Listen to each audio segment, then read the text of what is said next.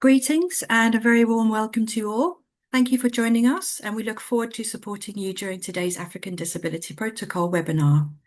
And now I am delighted to hand you over to Edwina, Sightsavers ADP lead, to welcome you to today's event. Thank you.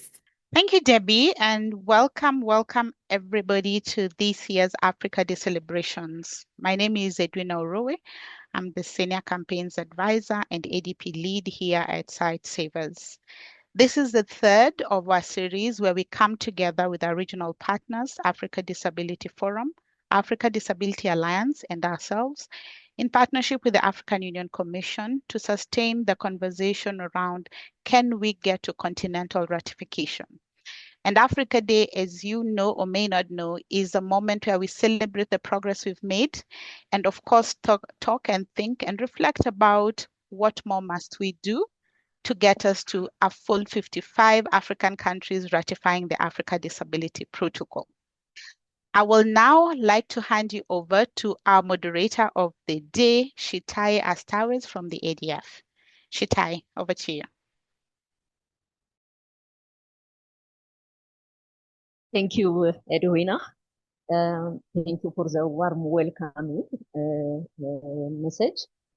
I'm Shitai Astawes for this webinar that we have on the occasion of African Day and under the topic Accelerating ADP Ratification in Africa. I will be your moderator. And in this webinar also, if I said so, we will have like 4 segments, a first round of speaker, and then we will have a space for a brief interaction, inputs and questions. Then we go as a third segment for the third part of speakers, and then we will go on closing and summary. So yeah, that is it. Now I'm here to invite Commissioner Lawrence Newt, and he is a former vice chairperson of the African Commission on Human and People's Rights, and he was one of the key individuals who led the African Disability Protocol process, including the write-up. I'm very happy to invite you and welcome you to this webinar. Commissioner, over to you.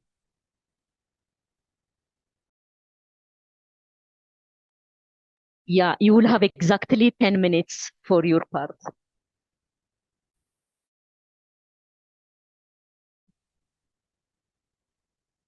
Thank you very much, moderator. Let me begin by greeting each one of you, our friends, colleagues. Now, to date, we have at least 17 states, member states of the African Union, which have become party to the protocol, to the African Charter on Human and People's Rights, on the rights of persons with disabilities in Africa. Now, what that means is that we have 37 states of the AU which are not party to the protocol. Now, in the next 7 minutes, I wish to reflect on 2 questions. One, what is the value of the African Disability Protocol for persons with disabilities on the continent? And then second, what actions should Africans across the continent take to ensure universal ratification of the protocol? So those 2 things. Now, let me then begin with making a few remarks on the value of the African Disability Protocol. Value of the African Disability Protocol. Now, you know, I could begin this conversation in so many ways, but clearly I have very limited time. So I will try to be as clear as possible, and also considering that we are doing interpretation. Now, the preamble of the African Disability Protocol establishes some of the reasons why the AU found it essential to adopt a disability-specific human rights instrument. First, member states recognized that the provisions covering the rights of persons with disabilities in the African Charter on Human and People's Rights were inadequate, and it was therefore essential to elaborate the rights of people with disabilities in a new legal instrument. So you will know that actually the African Charter makes extremely limited mention of disability or people with disabilities. Now, second, when you think about philosophy, the philosophical approach used to address disability rights in prior instruments of the AU locate the problem of disability on the individual as opposed to the society. So speaking about the medical model of disability rather than speaking about the society, being the problem.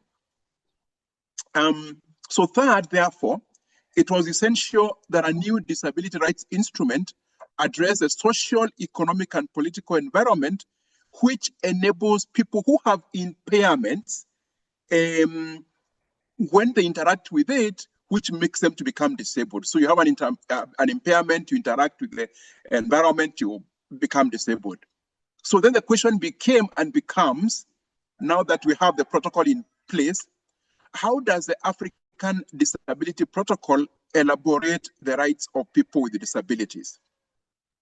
For the first time, you have an avowedly indigenous African human rights instrument, which specifically acknowledges that persons with disabilities have inherent dignity and individual autonomy, including the freedom to make one's own choices. Now, this acknowledgement is important because of the grave human rights violations and abuses which Africans with disabilities have continued to face across the continent. Now, we speak about inherence. So, inherence of dignity. Now, this phrase, I think we mouth it too often without appreciating its importance. For persons with disabilities, inherence of dignity denotes and connotes transformation in terms of law, in terms of protection against discrimination, in terms of empowerment, in terms of full inclusion in society.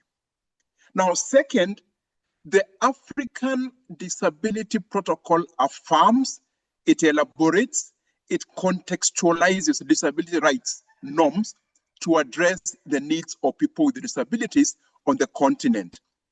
So there's a whole lot of things this protocol does. It recognizes the diversity of people with disabilities. So you're speaking about, people with high support needs. You're speaking about persons with albinism. This protocol addresses the systemic discrimination, the harmful practices they face, the gendered and age-specific violations and abuses which they face. And of course, the important roles that families, guardians, caregivers, and communities play in the lives of people with disabilities. So again, you might ask, how are those provisions relevant to domestic or national contexts across Africa? So again, there are many examples one can give, but I just thought to give the example of parents and guardians. So when you look at Article 5 of the protocol, it prohibits disability-based discrimination. But then also the article introduces an innovation which requires states to take effective and appropriate measures to protect the parents, children, spouses, other family members are closely related to persons with disabilities. So that's about caregivers, that's about parents and the association with the disabled people. Now, what has happened is that you already have some domestic laws, for example, in Kenya, which acknowledge the importance of parents and which, for example, anticipate the possibility even of providing tax exemptions for parents who care for disabled people.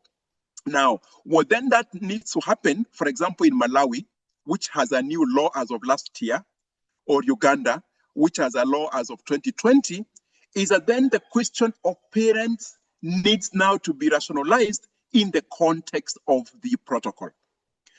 Now, quickly, then let me respond to the second question, the question of towards universal ratification of the protocol.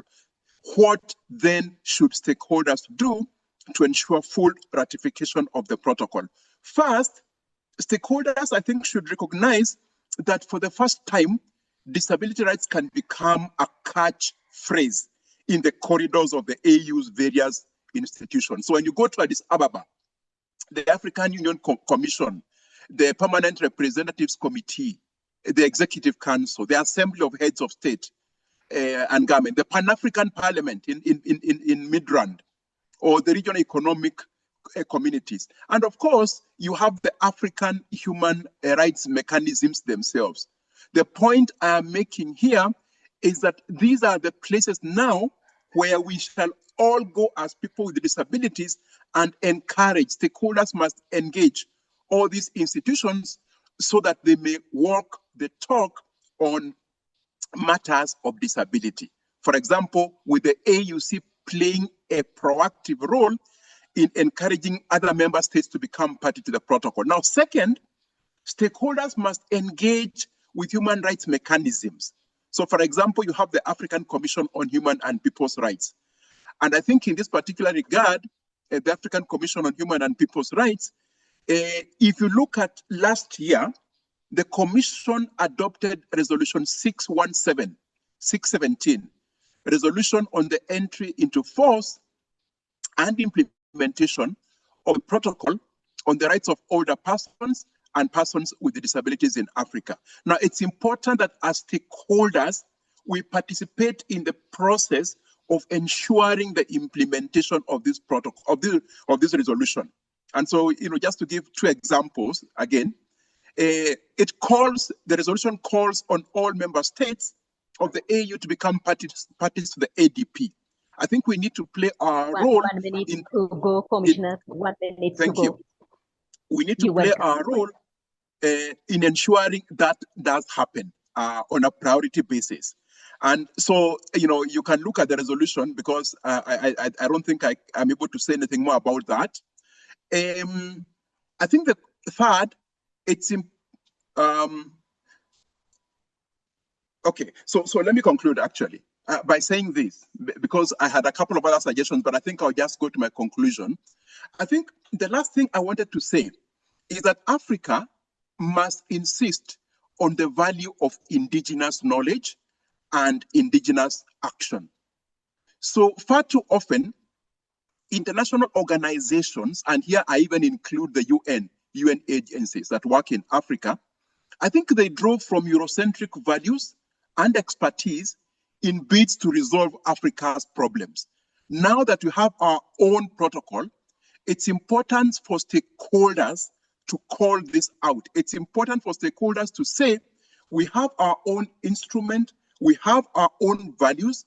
Those values are part of the universal, and they should be heard, and people should not simply come to Africa to mine our knowledge, without acknowledging that we as people with disabilities too have voice, and we need to be enabled and we need to be enabled to speak.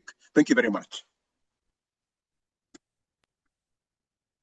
Thank you, Commissioner Mute. Thank you so much for the very informative presentation on the significance and importance of the African Disability Protocol. I don't dare to go back to summarizing the very professional presentation. I prefer to leave it there for input and interaction later in due course of this webinar. Thank you so much. For those who joined us later than the starting time, this is Shita Stawa from African Disability Forum. I am your moderator for now. I have the next present, and I'm pleased and honored to present Dr. Gideon Mandis, who is a lawyer and a member of Shivuata, which is one of the national umbrella organizations of persons with disabilities in Tanzania, and which is also a member to my organization, African Disability Forum. Dr. Gideon, he is among the 5 committee members elected by the National African Disability Protocol partners working on the African Disability Protocol ratification in Tanzania. He also played a key role in the ratification of the Marrakesh Treaty in his country. Now, Doctor, you will have exactly 7 minutes, including the prepared video, and over to you. Je, unataka kutengeneza historia? Jamii yetu inavutwa nyuma na mitazamo hasi ya kishirikina juu ya watu wenye ulemavu. Ungana nasi na ridhia itifaki ya haki za watu wenye ulemavu Afrika. Ni mfumo wa kisheria unaozungumzia hasa ubaguzi na ukosefu wa usawa wanaokabiliana nao watu wenye ulemavu barani Afrika. Itabeba haki za watu wenye ulemavu nchini kote na ndani ya bara la Afrika. Haki zetu za kushiriki katika siasa zitasaidia ustawi wa nchi yetu. Watu wenye ulemavu wana haki ya kupata huduma bora za afya. Tunapoweza kudai haki zetu, watoto wetu wenye ulemavu wanaweza kupata elimu na kushika nafasi zao stahiki katika jamii.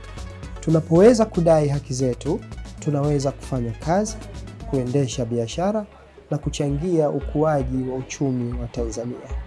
Itifaki hii itatufaisha sisi sote. Tushirikiane kukuza mitazamo chanya kwa jamii ili kupunguza unyanyapaa. Tupo karibu sana na alama ya mafanikio. Sasa ni muda wa kuja pamoja na kutengeneza historia. Ratify ADP sasa! To find out how you can help make history, contact Edwina Oroe, Sightsavers ADP lead, e.oroe@sightsavers.org, or scan the QR code to find out more. I will now call upon our next speaker, Mr. Mokhtar. So just to briefly introduce him. Mr. Mokhtar is a facilitator for disability rights. He is experienced in participatory budgeting, disability inclusive education, and the issues related to gender equality. By profession, he is a teacher and he is the national focal point for PPP project in Senegal. Mr. Mokhtar, over to you. And you will have 7 minutes for your speech. Thank you. Dr. So, can you hear us at all? Oh, I think we've just lost Mokhtar, unfortunately.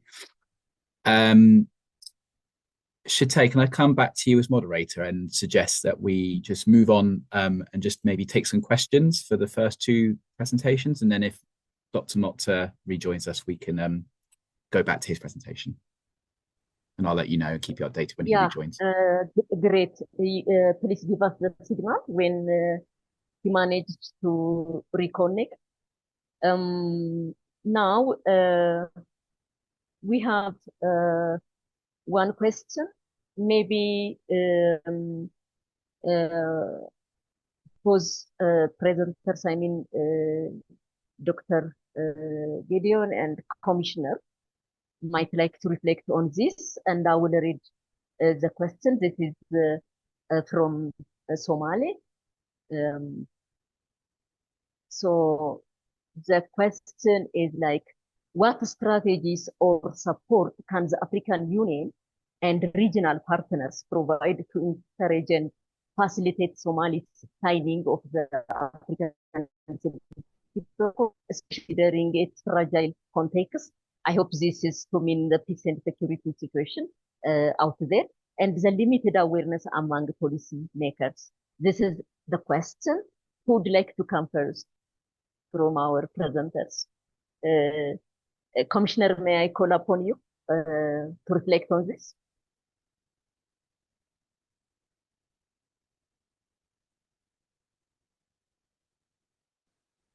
Thank you very much. Somalia is so that's a good question actually. And I say this because I have had the privilege of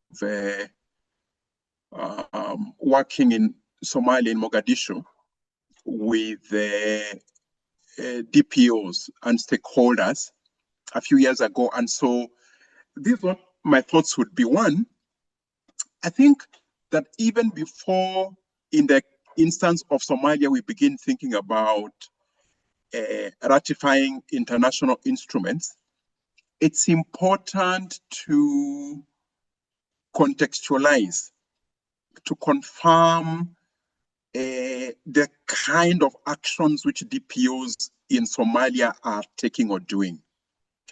And 5 or 6 years ago, we undertook a process with the government of Somalia, which included bringing people with disabilities together in a series of meetings where we were discussing a new law, a new domestic law for Somalia. And in fact, by the end of the process, we actually had a draft law. As far as I know, the draft law was never actually enacted. So it's important, first of all, or second to say, therefore, my sense was that, in fact, despite the problems which Somalia was facing, DPOs and individuals were extremely keen on insisting on their role and relevance, and also their participation. So I think we need to continue supporting that. And then finally, you do notice, of course, that Somalia also may not have become party to quite a number of other international human rights and also regional human rights instruments. So I think that's a conversation which DPOs from other countries should also keep thinking about towards supporting the Somalia colleagues, their Somali colleagues. Thank you.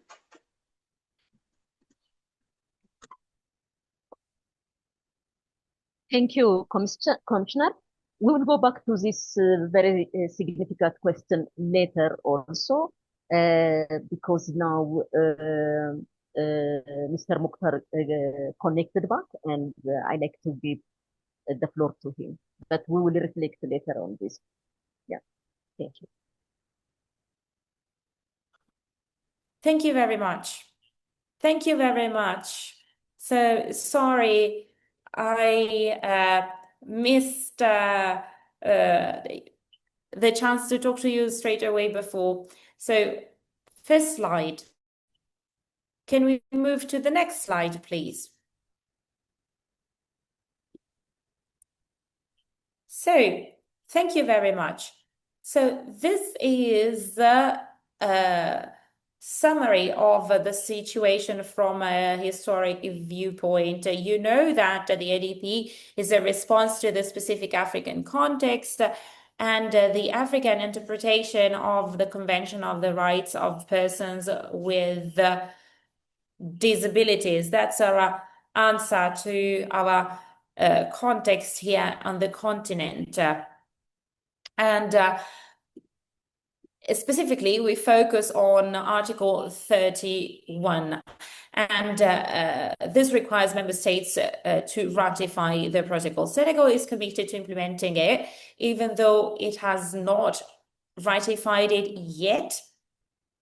And the Ministry of Health and Social Action has taken steps to promote the protocol at an institutional level with the support of Sightsavers. So the Ministry of Health and Social Action is also the ministry dealing with people with disabilities. And as we said, we did this with our partners, first and foremost with Sightsavers.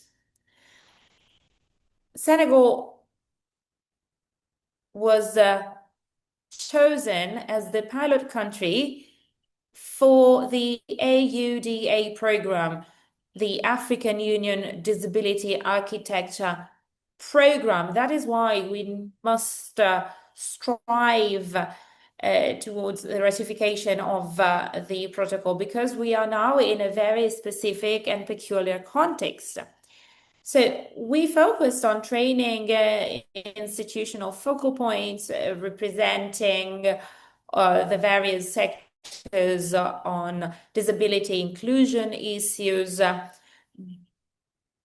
So always relating back to the protocol, as we said, first and foremost with stakeholders like the Ministry of Health and Social Action, but also the Ministry of Transport, all sorts of services for our citizens were included in our actions. We also came up with a periodic review of the public policies aimed at improving the inclusion of people with disabilities. So yearly, they are organized with all relevant bodies per industry.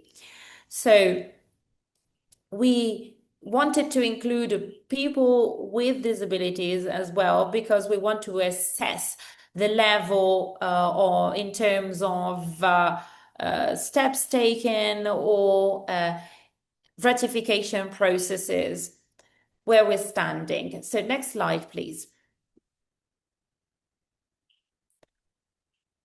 Okay, engagement within the Senegalese Federation of Associations of Persons with Disabilities. So these exercises are carried out at the initiative of disabled people's organizations with the support of technical and financial partners. So that gave us the chance to stay on top of things. And our federation, or FASAPH, organized 2 information and sharing workshops. So the first work was connected to the works that had already been launched within the Senegalese parliament to further strengthen those steps that had already been taken.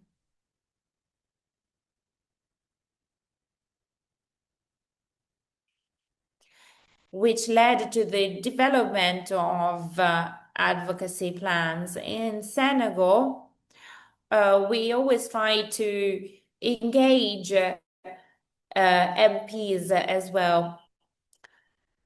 So with this new government, we have 5 people who have been engaging in this field strongly. They are quite dynamic. So we have been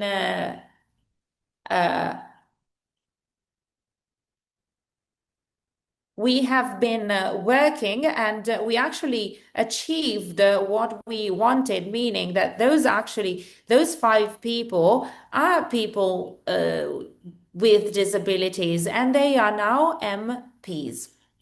So we decided to print out 250 copies of the protocol to raise awareness within the parliament at an institutional level, and within the different ministries that we quoted before, we kept on raising awareness. So there are initiatives at a national and international levels, as we all know. In Dakar, we organized quite a lot of meetings, and within every region, we did the same, so that we can involve citizens at a local level as well. So this is our grassroots work to actually get to the full ratification of the protocol. Next slide, please. So, what has worked well? These are a few examples that I want to bring to you. So everywhere we organize a National Disability Week, and we also include a review session on any barriers to the ratification of the protocol. We also organize decentralized workshops together with all representatives of social organizations, civil society organizations, journalists, traditional communicators, so that everyone can play a role within this context. Next slide, please. Thank you very much. Now, in terms of learning and lessons learned, we need a participatory approach to devise a concrete action plan leading to ratification. But the level of knowledge is high, even though it doesn't even cover all authorities, all bodies. We talked about working with the ministries. The involvement of MPs is crucial in the ratification process. That is why a harmonized mechanism for sharing information between the national and local levels can facilitate ratification. Let us not forget that there are 5 MPs that are people with disabilities that have been supporting us and will accompany us all along the way. And then Mr. Mokhtar, can you please conclude here? Training, capacity building for all levels of civil society and stakeholders represent a relevant point as well. Thank you. That will be all.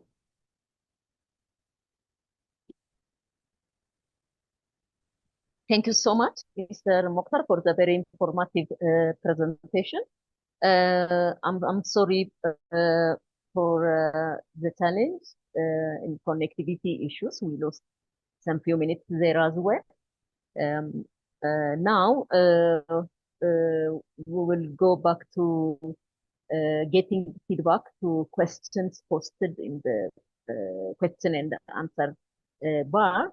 And for the first one, that was the case with the Somali participants here, projected as what strategies or support can the African Union and regional partners provide to encourage and facilitate Somali's signing of the ADP, especially considering its fragile context and the limited awareness among policy makers. For this one, I would like to provide an opportunity for feedback to Dr. Gideon. Thank you. Thank you, our brother from Somali, Mr. Abikar. I hope you found those feedback useful in now mobilizing your advocacy work toward this ADP national ratification. The next question that we have here is in French. Unfortunately, I don't speak French, and I can. When I get support from the organization team, please. Yes. Should I? Yeah, allow me to jump in. I think the French question, can you hear me? The question is, what is the experience of setting up a network with parliamentarians? That was one. And there was also another question around how do you engage parliamentarians effectively? So just to share a bit of experience. And I think the question was for Mondays, how you engage with parliamentarians, as well as if a colleague from Senegal can also say something about engaging with parliamentarians. Back to you. Thank you. Thank you. Mr. Mokhtar, do you have an addition on that? How can we help them? How can we help them? And we have to understand how they have to work, and we have to help them in training that. And now, so of course, we have to stress out the importance of that. We have to train them, and we have, of course, to help that. That's why we have to work in this way. That's why we have to work in this way.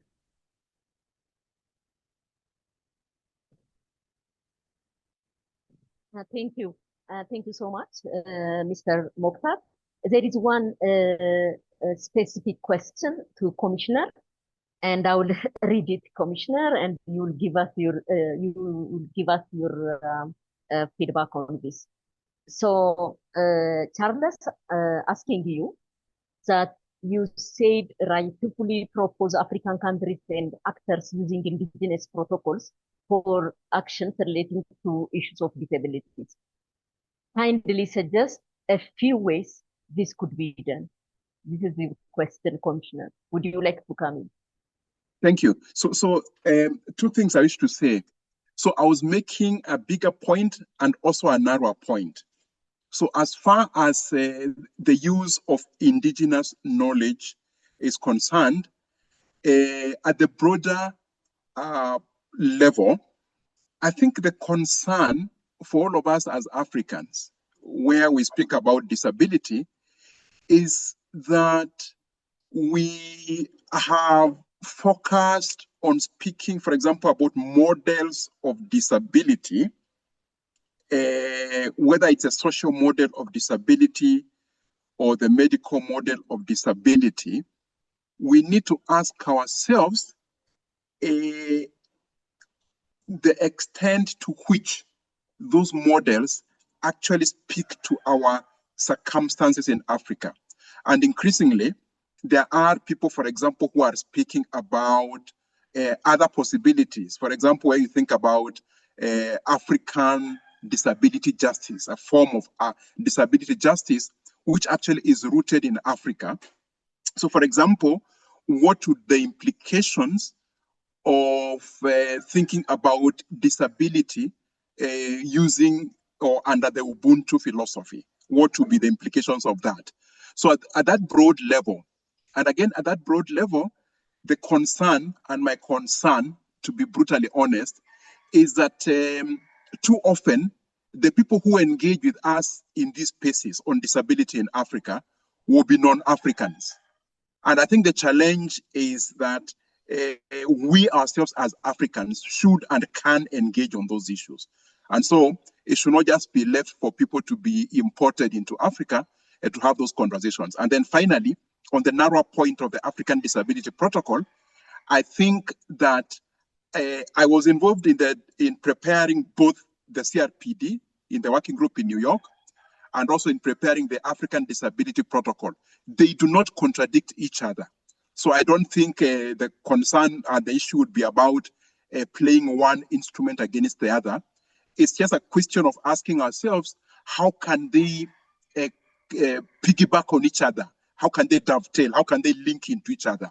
When you look at the question of education, the right to education, the CRPD, Article 24, the committee interprets the right to education very much as the right to inclusive education. In Africa, we know we have, this matter can be quite complex. So then how will the ADP help us with its article on education so that we get it right as far as African situations are concerned? Thank you. Thank you, Commissioner, for this reflection. Those are very useful to unpack practical procedure of the ADP. In the interest of time, I think we should now move to the second segment of our distinguished speakers here. And for this, we will have now Mr. Jalil Odem. Mr. Jalil speaks at this webinar at the capacity of the African Disability Forum, Executive Council Secretary General. But he is also the chair for Board of Inclusion Africa, and he represents Africa on the Council of Inclusion International. I'm happy to present you here, Mr. Jalil, and over to you. And you will have exactly 5 minutes. Thank you. Thank you very much. Good morning, good afternoon, distinguished colleagues, OPD representatives, development partners, and advocates for disability rights. It's both an honor and a privilege to address you today.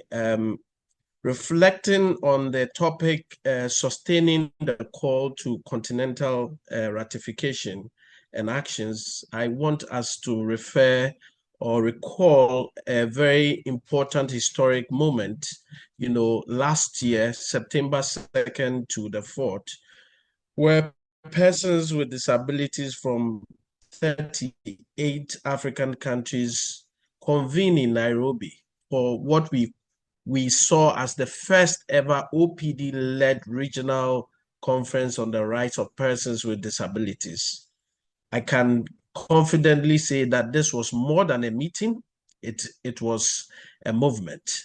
This historic event culminated in the adoption of the Nairobi Declaration, a milestone document developed by and for persons with disability.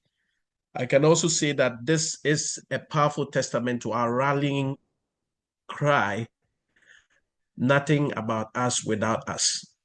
Why am I speaking about the Nairobi Declaration and why does it matter? The Nairobi Declaration is important, not simply because it was written, but because of how it was developed and who developed it. First, it was a genuinely participatory process. It brought together voices from across the continent representing various disability constituencies, experiences, and advocacy journeys. The richness of the content reflects that diversity. It also showed authentic OPD ownership. We can say confidently that the declaration is a product of an inclusive OPD-led process. And this, as Commissioner Mute said, is not externally imposed. Over the course of 3 intensive days,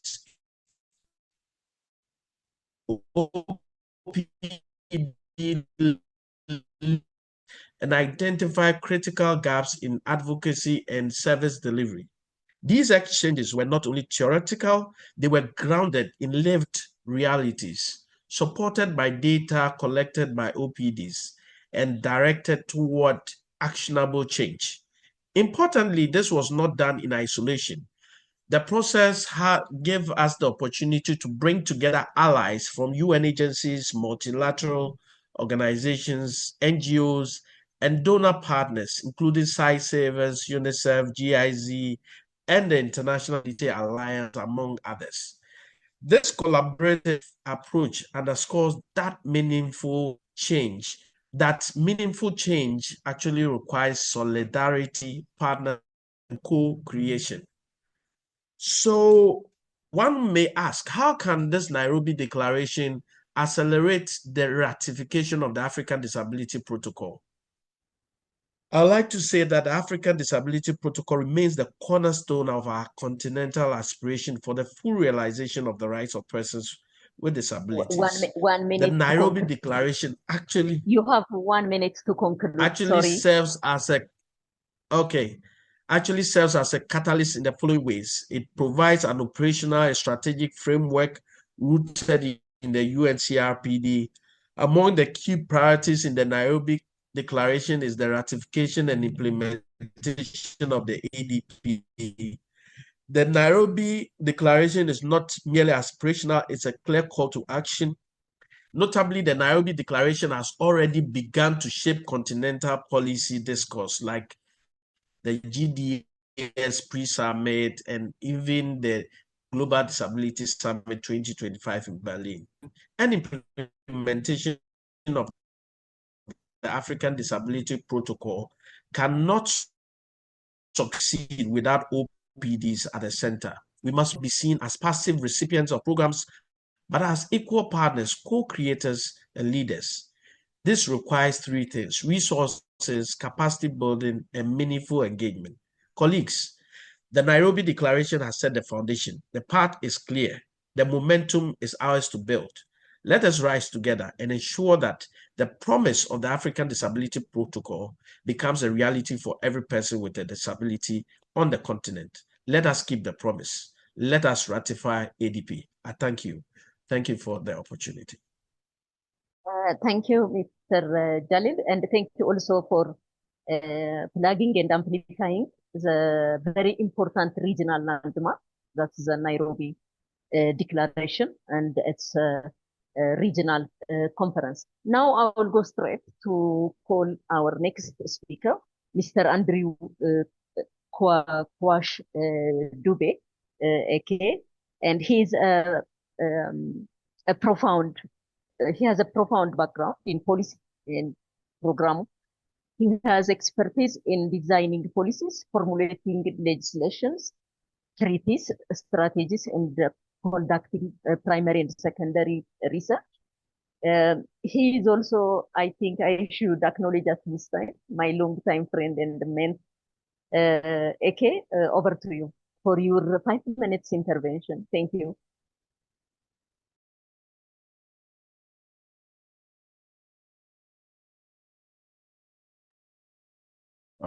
Thank you very much, Itai, for that introduction.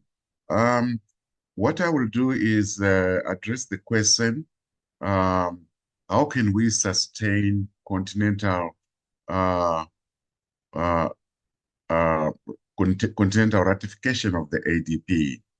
And what we noticed is that our organizations must be fit for purpose. In other words, your mission statement, your vision statement must all talk to persons with disabilities on the African continent as rights holders, fighting for their rights. And then your mission statement must also articulate what exactly do you need to do and how can you work with others? How can you work with duty bearers in order for you to achieve the objective of spreading the ratification of the Africa Disability Protocol. I then looked at... if possible, AK, sorry for interrupting you. I apologize, but if possible, can you please switch on your camera kindly? Switch on the camera, yes. Yes, is it all right now? Thank you. It's all right now. Thank you. Thank you. Thank you very much. Now, there are some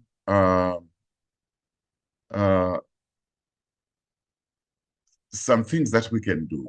If we look at our history, you will notice that we were able to achieve the Africa Disability Protocol itself and even the UN Convention because we had unity of purpose.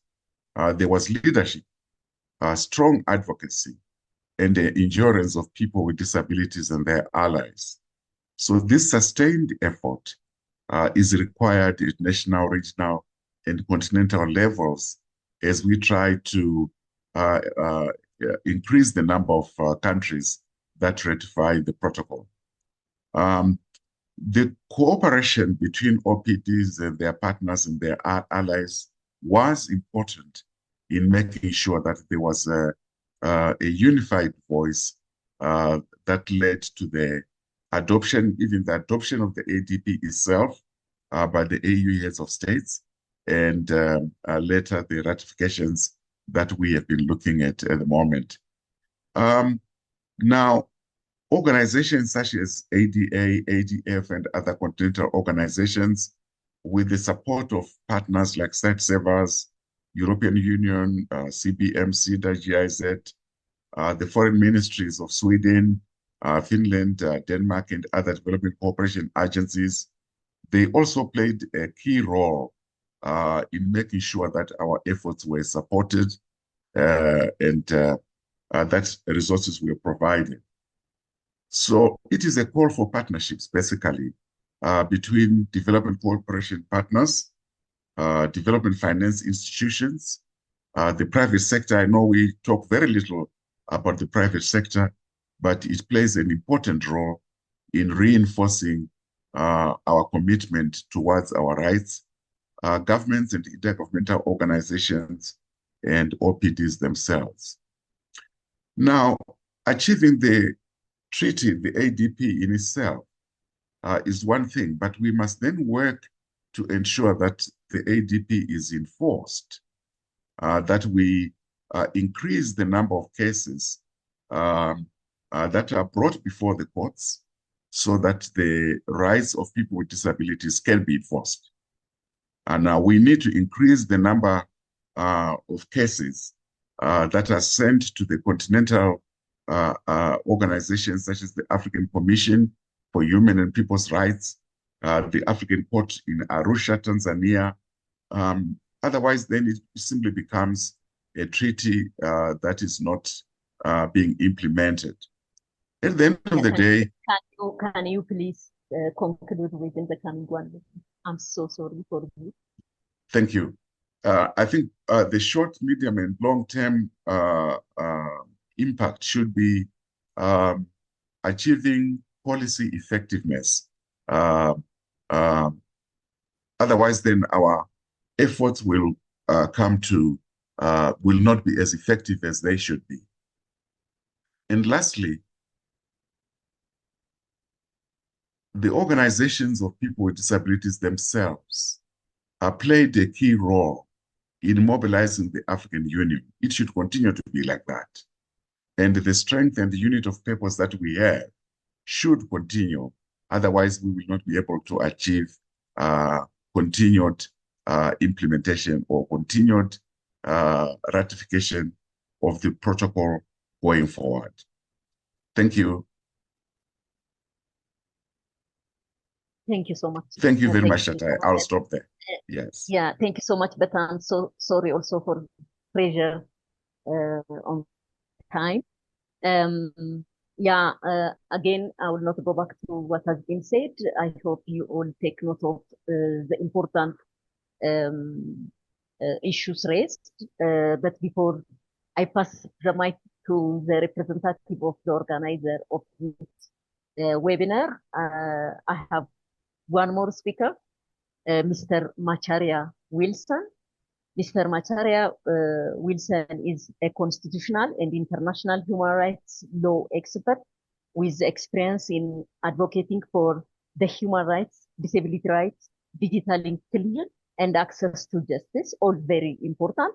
Presently, Mr. Macharia serves as a legal advisor at the International Commission of Justice, where he leads the disability rights programs in Africa. For your 5 minutes intervention, I pass the mic to you, Macharia. Thank you. Thank you very much, Shitai, and to the organizers of this webinar. I will be speaking, just following up or proceeding with the conversation that the previous speaker, Mr. A.K. Dube, a great mentor, was talking about enforcement. At the International Commission of Jurists, being a mainstream international human rights organization, our main focus is on legal advocacy on human rights, including on the rights of persons with disabilities.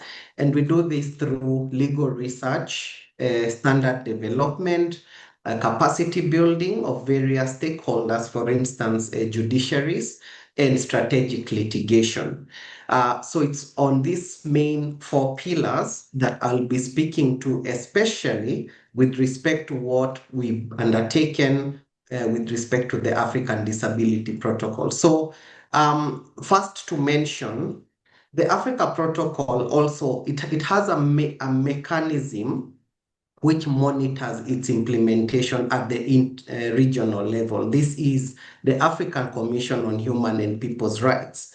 And it is important that stakeholders led by organizations of persons with disabilities and of course partners in this respect to engage the Commission, especially now when the Africa Protocol is still new, right? Now that the guidelines or relevant documentation on the protocol is yet to be developed. So important to mention that at the International Commission of Jurists, we have observer status. We've had that for about 50 years with the African Commission, and now are utilizing that to engage the Commission, especially or also with respect to the implementation or enforcement of the Africa Disability Protocol. So how do we do this? So in our various engagements with the stakeholders, for instance, judiciaries, we've done so mainly here in Kenya, in South Africa, but also in Zambia and Ghana.